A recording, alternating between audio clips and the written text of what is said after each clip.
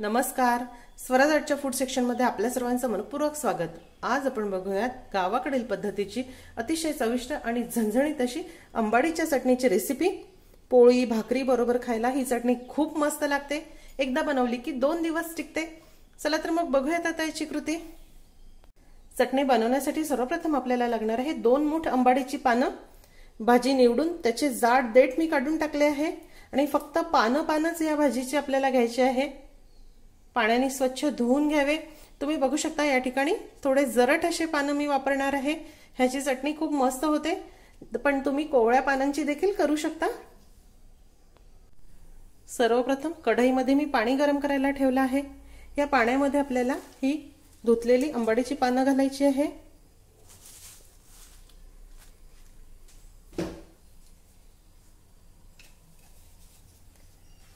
आणि हे आपल्याला व्यवस्थित शिजवून घ्यायचं आहे, उकळवून घ्यायचं आहे. या ठिकाणी मी जरट अंबाडीची पानं वापरल्यामुळे ही खूप जास्त आंबट आहे. एवढे आंबट पाण्याची जर आपण चटणी खाल्ली तर ती आपल्याला खूप पित्तकारक असते. त्यामुळे मी ही उकळून यातील पाणी काढून टाकणार आहे. तुम्ही या ठिकाणी जर अगदीच कोवळे अंबाडीचे पानं वापरत असाल तर ही उकळली नाही तरी चालेल.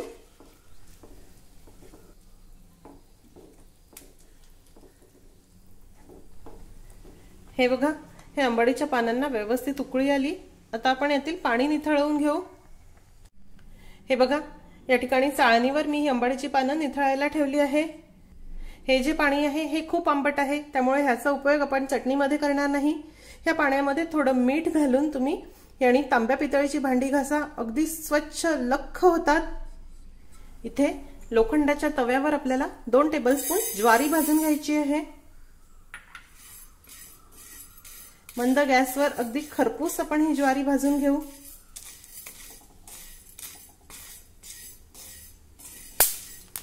हे बघा, ज्वारी अगदी खरपूस भाजून झाली आणि तडतडायला देखील लागली आहे. आता आपण ही काढून घेऊया. अगदी आपल्याला याच्या लाह्या फोडायच्या नाही. त्यानंतर चवीनुसार हिरवी मिरची देखील भाजून घेऊ. तुम्हाला चटणी किती तिखट किंवा किती फिकी आवडते त्यानुसार, पण अंबाडीची चटणी थोडी तिखट चांगली वाटते. या मिरच्या जाड दिसत असल्या तरी ह्या तिखट आहेत. यावर थोडं तेल घालूया आणि ह्या मिरच्या देखील भाजून घेऊ. तुम्ही बघू शकता ह्या मिरच्या अगदी खमंग भाजून झाल्या. आता आपण ह्या काढून घेऊया. सर्वप्रथम मिक्सरच्या भांड्यामध्ये ही भाजलेली ज्वारी आपण घालूया. मिक्सरला ही ज्वारी आपण कोरडीच वाटून घेऊ, म्हणजे व्यवस्थित बारीक होईल. हे बघा, ही भाजलेली ज्वारी बारीक करून झाली. छान खमंग चव येते या भाजलेल्या ज्वारीची. आता यामध्ये 8 ते 9 लसूण पाकळ्या घालूया. छान मोठ्या मोठ्या लसूण पाकळ्या घ्या. भाजलेली हिरवी मिरची, अर्धा टीस्पून जिरे घालूया. उकडलेली अंबाडीची पानं,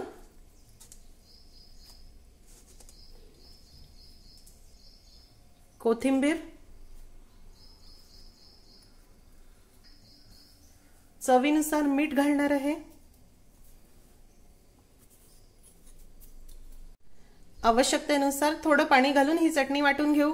खरं तर गावाकडे पाट्या वरवंट्यावर वाटलेली ही चटणी खूप मस्त वाटते, पण शहरात ते शक्य नसल्यामुळे आपण ती मिक्सरलाच बारीक करूया. हे बघा, चटणी वाटून झाली. ह्याची कन्सिस्टन्सी बघा, ठीक आहे. ह्यापेक्षा पातळ किंवा ह्यापेक्षा घट्ट करू नका. पोळी भाकरीवर खायला अशी कन्सिस्टन्सी ठीक वाटते. आता आपण ही काढून घेऊया. अतिशय चविष्ट आणि झणझणीत अशी गावाकडील पद्धतीची अंबाडीची चटणी तयार. ह्यावर कच्च्या शेंगदाण्याचं तेल घालून तुम्ही गरमागरम ज्वारीच्या भाकरी बरोबर, बाजरीच्या भाकरी बरोबर, कळण्याच्या भाकरी बरोबर खा. गरमागरम पोळीवर खायला देखील ही चटणी मस्त लागते.